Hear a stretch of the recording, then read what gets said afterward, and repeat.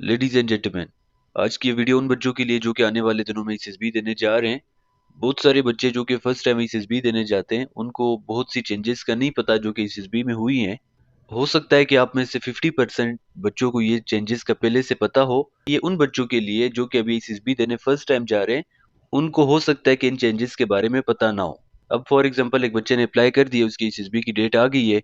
वो अपने कजन से पूछते हैं, उसके कजन ने आज से 2 साल पहले एसएसबी दी थी। वो तो उसको कुछ और चीजें बताएगा, अकेडमीज जाएगा वो कुछ और चीजें बताएगा। और जो आपने अकेडमीज ज्वाइन की है, आपके ट्रेनर की एज 50 साल 55 साल या 60 साल तक होती है। तो उन्होंने तो आज से 30 साल 35 साल पहले एसएसबी दी थी। उस टाइम एसएसबी कुछ और थी। अभी इस दौर में 2026-27 में एसएसबी कुछ और है। सोशल मीडिया पे आपको कुछ और चीजें मिलेंगी। तो ये वीडियो देखने के बाद आपको जो भी कंफ्यूजन है वो भी आपको पता चल जाएगा। जो चेंजेस हैं जिसका आपको नहीं भी पता, वो भी आपको पता चल जाएगा। सबसे पहले नंबर पे बहुत सारे बच्चे मुझे मैसेजेस करते हैं, क्या एसएसबी में स्क्रीनिंग टेस्ट होता है? इससे पहले होता था एसएसबी में, आज से 2 साल पहले। लेकिन अभी स्क्रीनिंग टेस्ट नहीं होगा। स्क्रीनिंग में ये होता था कि आप जाते थे, आपका टेस्ट होता था सबसे पहले अराइवल डे पे। अगर आपने टेस्ट फेल कर दिया तो आपको वो वापस भेज देते थे घर। लेकिन बच्चों अभी ऐसा नहीं होता। अभी जैसे ही आप जाएंगे 4 दिन हर एक बच्चे ने वहां पे स्टे करना है। तो स्क्रीनिंग टेस्ट वाले का आंसर है कि स्क्रीनिंग टेस्ट अभी आपका नहीं होगा। दूसरे नंबर पे बहुत सारे बच्चे मुझे मैसेज करते हैं कि हम रिपीटर्स हैं। लास्ट टाइम हमारा मैकेनिकल एप्टीट्यूड टेस्ट हुआ था, तो क्या इस बार भी होगा? तो आंसर है नो। रिपीटर्स का मैकेनिकल एप्टीट्यूड टेस्ट नहीं होता। ये दो चीजें आपकी होगी क्लियर। अभी तीसरे नंबर पे बहुत सारे बच्चे मैसेज करते हैं कि क्या साइक का इंटरव्यू हर एक बच्चे का होगा? तो इसका आंसर है नो। हर एक बच्चे का साइक का इंटरव्यू नहीं होगा। पहले तो हर एक बच्चे का होता था, लेकिन अभी जिस पे डाउट होता है तो उस बच्चे का होता है। फॉर एग्जाम्पल एक बच्चे ने लिखा है कि आई एम रिस्पॉन्सिबल, अपने एसडीटी में लिखा है। अभी उसका किसी भी जगह से रिस्पॉन्सिबिलिटी का जिक्र नहीं आ रहा। तो साइक बुलाएगा, कहेगा कि आपकी खूबियां क्या, ये कहेगा मैं रिस्पॉन्सिबल हूँ। वो कहेगा मुझे बताएं आप रिस्पॉन्सिबल कैसे हैं। एक बच्चे ने हार्ड वर्किंग लिखा है और उसके मार्क्स से 62%, तो कैसे ये हार्ड वर्किंग हुआ? तो इस टाइप की जो भी चीजें हैं, वो साइक अगर डाउट होगा या आपके टेस्ट में किसी किस्म का कंट्रडिक्शन आएगा, तो वो एक बार आपको बुलाएगा और आपसे वो चीजें कंफर्म भी करेगा। हो सकता है आपका टेस्ट बहुत अच्छा हो, तभी भी वो आपको बुला सकता है। तो ये लाजमी नहीं है कि सिर्फ आपका टेस्ट खराब है तो आपको बुलाएगा। बाज ऐसे भी होते हैं साइक जिन्होंने आपको रिकमेंड करना होता है, तो तभी वो आपको बुला लेते हैं। तो ये हर एक बच्चे का नहीं होगा, बाज बाज बच्चों का ये साइक का इंटरव्यू होगा। नंबर 4 पे बच्चों, इससे पहले आपको सजेशन एसएसबी में नहीं लिखनी पड़ती थी। अभी आपको, जब आपका कमांड टास्क हो जाता है ना, उसके बाद म्यूचुअल असेसमेंट टेस्ट होता है कि आपने बताना है कि ग्रुप में किसकी परफॉर्मेंस पहले नंबर पे, किसकी दूसरे पे। एक पेज आपको मिलता है। उस पेज के बैक साइड पे आपको जीटीओ कहेगा कि एसएसबी के हवाले से आपने सजेशन भी देना है कि क्या चीजें होनी चाहिए। तो सजेशन आपने बहुत अच्छा तैयार करना है। ये सजेशन नहीं बताना कि सर एसएसबी में पानी का मसला था, एसएसबी में गैस का मसला था, एसएसबी में रहने का मसला था, खाना जो था वो ठंडा मिलता था, नमक नहीं होता था खाने में, या चाय जो है वो ठंडी मिलती थी। ऐसी चीजें ना बताएं आप। इसके बाद बच्चों आपको जीटीओ कहेगा कि आपने कुछ लाइंस लिखने हैं मेरे बारे में उसी पेज पे। सजेशन आपने लिख दिया, उसके नीचे कुछ लाइंस आपने लिखना है जीटीओ के हवाले से। तो बहुत सारे बच्चे नेगेटिव बता देते हैं। जीटीओ आपको इवन ये भी कहता है कि आप मेरे डीमेरिट्स भी लिख सकते हैं। डीमेरिट्स भी आपने लिखने हैं। तो बहुत सारे बच्चे बहुत सी गलत चीजें बता देते हैं। एहतियात से आप करें, वो तो आपको बताएगा कि इसका आपकी सिलेक्शन या रिजेक्शन पे असर नहीं पड़ता। बट हकीकत में ये आपके सिलेक्शन या रिजेक्शन पे असर पड़ता है। 3 दिन आपके नहीं हुए, वो आपका जीटीओ है, 2 दिन उसके साथ आपने रहना है वहां पे। तो उन 2 दिनों में आपने इतनी नेगेटिविटी देखी, पॉजिटिविटी आपने क्यों नहीं देखी, अच्छी चीजें आपने क्यों नहीं देखी? तो ये बहुत बुरी चीजें आपने नहीं बतानी। इसके बाद बच्चों एक नया चेंज ये भी है, बहुत सारे बच्चों को तो हो सकता है पता हो जो रिपीटर्स है, बट फ्रेशर्स को इसका नहीं पता होगा कि इससे पहले तो ऐसा होता था कि हर एक बच्चे को कमांडर बनाया जाता था बारी बारी। लेकिन अभी जीटीओज ऐसे करते हैं, मोस्टली जीटीओज, सारे जीटीओज नहीं लेकिन मोस्टली जीटीओज ऐसा करते हैं कि जिस बच्चे की परफॉर्मेंस अच्छी नहीं है, उसको टास्क के अंदर से ही कहते हैं कि अभी चेस्ट नंबर 7 अभी आप कमांडर हैं, इसको आप आगे कंटिन्यू करें, इसी टास्क को। आप तो कमांडर के साथ टास्क में होते हैं, बट वो कमांडर को कहते हैं थैंक यू कमांडर। और अभी आपको कहता है चेस्ट नंबर 6, अभी आप कमांडर हैं, अभी आपने इसको आगे कंटिन्यू करना है। 1-2 मिनट आपको दे देते हैं ना, आपको नया टास्क देता है ना ब्रीफिंग आपको देता है कि ये आपका टास्क है, ये आपका ब्रीफिंग है, ना आपका कोई इंटरव्यू लेता है। बाज़ औक़ात ऐसा है कि वो आपको बुलाता है साइट पे, इंटरव्यू भी करता है। तो ये डिपेंड करता है आपकी परफॉर्मेंस पे अगर आपकी परफॉर्मेंस अच्छी नहीं है तो जीटीओ आपको दरमियान से ही टास्क दे देगा। बट अभी भी आपके पास मौका है, जब उसने आपको कमांडर बनाया है तो अपनी परफॉर्मेंस उसको आपने बहुत अच्छी शो करनी है, अपनी लीडरशिप जो भी आपकी कमांडिंग एबिलिटीज है।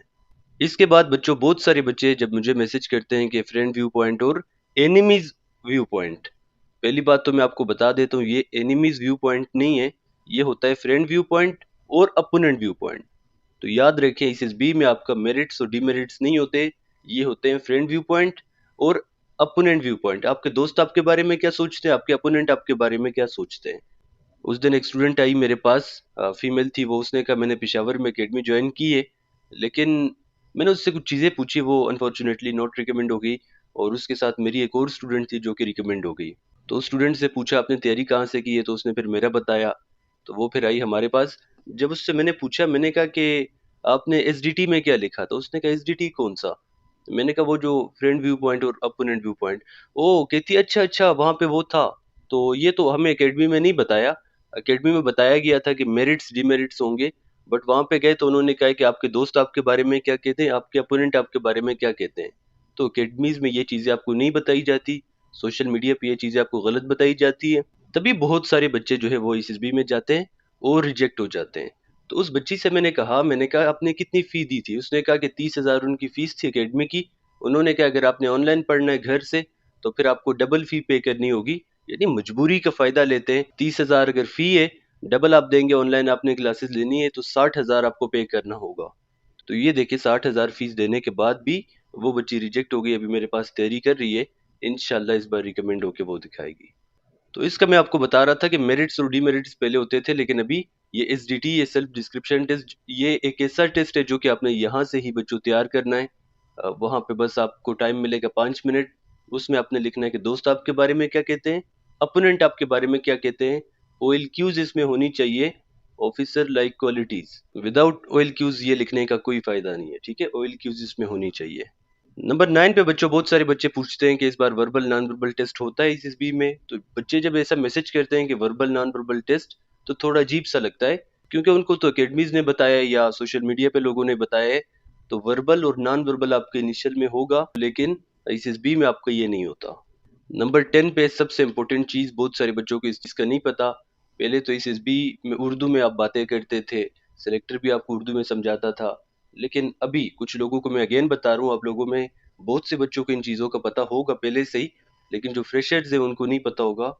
पहले तो आप लोगों को वो उर्दू में बताता था सारी चीज़ें, लेकिन अभी सेलेक्टर भी आपसे इंग्लिश में बात करेगा, आपने भी इंग्लिश में ही सारे टेस्ट करने हैं, जितने भी आपके टास्क हैं, जो भी आपको इंस्ट्रक्शंस मिलेंगी, वो सारा कुछ इंग्लिश में होगा, सिवाय उर्दू के ग्रुप डिस्कशन के। लिहाजा अपनी इंग्लिश आपने इतनी अच्छी करनी है कि आपको लिसनिंग भी आपकी अच्छी हो, जब आपको वो बोले तो अच्छी तरह आपको समझ आए, और स्पीकिंग भी आपकी अच्छी होनी चाहिए कि जब आप आगे से बात करें तो अच्छी तरह से आप बात कर लें। तो ये थी आज की वीडियो। बहुत सारे बच्चों को तो हो सकता है इन चीज़ों का पहले से पता था, लेकिन जिनको नहीं पता, ये सारी जो कन्फ्यूजन थी वो आपकी ख़त्म हो गई है। इसके अलावा इस चैनल को आप सब्सक्राइब कर दें, मज़ीद भी आपको इंशाल्लाह एसएसबी के हवाले से वीडियोस मिलेंगी, और इससे पहले भी काफ़ी वीडियोस इस पे अवेलेबल है हर एक टॉपिक पे, तो आप चैनल पे जाएं और आपको सारी चीज़ें मिल जाएंगी। आज से ही आप अपनी तैयारी स्टार्ट करें। अगर यूट्यूब से तैयारी करना चाहते हैं, ये चैनल इससे करें। अगर आप चाहते हैं आपको आपकी पर्सनालिटी के अकॉर्डिंग तैयारी करवाई जाए, तो हमारी ऑनलाइन क्लासेस आप ज्वाइन कर सकते हैं। एक ज़रूरी बात मैं आपको बताऊंगा कि आप लोगों ने एकेडमीज ज्वाइन नहीं करनी। एकेडमी आप जाएंगे, एक हफ्ता भी अगर आपका रहता है तो एक हफ्ते के वो आपसे 30,000, 35,000, 25,000 फीस लेंगे, क्योंकि वो लोग तो बैठे ही इसी चीज़ के लिए कि वो बच्चों को लूट रहे हैं। तो आप हमारे यूट्यूब चैनल पे जाएं, वहाँ पे हम फ्री भी प्रिपरेशन करवा रहे हैं, यूट्यूब पे सारे लेक्चर्स हमारे अवेलेबल है। और ये 25,000, 30,000 फीस दे के भी एकेडमी वाले आपसे ठीक तरह से बात भी नहीं करेंगे। अगर आपका एक हफ्ता भी रहता है, वो आपकी तैयारी नहीं करवाएंगे। आप जाएंगे, कभी वो क्लास लेते हैं कभी नहीं लेते, सैटरडे संडे उनका ऑफ होता है, 2 दिन तो ये चले गए। फिर कोई भी, ये मुहर्रम था, मुहर्रम में भी एकेडमीज बंद थी सारी। तो जब आपको एकेडमीज ज्वाइन नहीं करनी, तो तैयारी आपने कैसे करनी है, अपने घर आप बैठें आराम से, कोई 25-30 हज़ार एकेडमी में देने की जरूरत नहीं है। यूट्यूब पे सर्च करें आईसीएसबी के बारे में। यूट्यूब पे भी कुछ ऐसे लोग हैं जिनको खुद भी नहीं पता आईसीएसबी के बारे में, तो उनको आप बेशक ना देखें, आपको पता चल जाएगा वीडियोस जब आप देखेंगे। आप आईसीएसबी स्मार्ट स्टडी यूट्यूब चैनल और बाकी जितने भी यूट्यूब चैनल है उनका आप कंपेरिजन करें, जमीन आसमान का आपको फर्क नजर आ जाएगा, कितना फर्क है आईसीएसबी स्मार्ट स्टडी में और बाकी यूट्यूब चैनल में। हम अपने आईसीएसबी के ऑनलाइन क्लासेस में लिमिटेड स्टूडेंट्स रखते हैं। उनकी पर्सनालिटी पे हम फोकस करते हैं। जो ओएल क्यूज है उसके अकॉर्डिंग तैयारी होती है, 14 लीडरशिप क्वालिटीज़ के अकॉर्डिंग। हम आपको सारा कुछ प्रोवाइड करते हैं, बायोडेटा फॉर्म से लेकर डिपार्चर डे तक, लेकिन कभी भी हम आपको सॉल्व चीज़ें नहीं देते। हम आपको सारा कुछ समझाएंगे, वर्ड एसोसिएशन में क्या करना है क्या नहीं करना, सेंटेंस कंप्लीशन में, स्टोरीज में, एसआरटी में।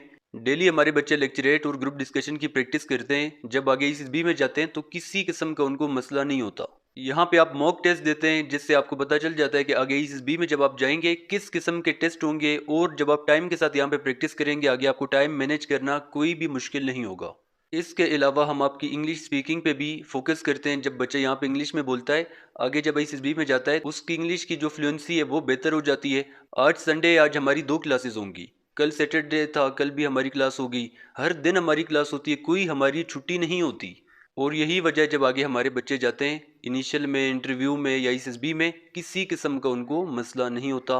अगर आप भी तैयारी करना चाहते हैं, हमारी ऑनलाइन क्लासेस स्टार्ट हैं उसमें भी, या अगर यूट्यूब से तैयारी करना चाहते हैं तो वहाँ से भी आप तैयारी कर सकते हैं। अगर कोई भी एकेडमी आप ज्वाइन करना चाहते हैं तो वो भी आप ज्वाइन कर सकते हैं। अगर आप ये सारा कुछ एफोर्ड कर सकते हैं फिर तो कोई मसला नहीं है, लेकिन अगर एफोर्ड नहीं कर सकते तो फ्री में आप यूट्यूब से तैयारी कर सकते हैं।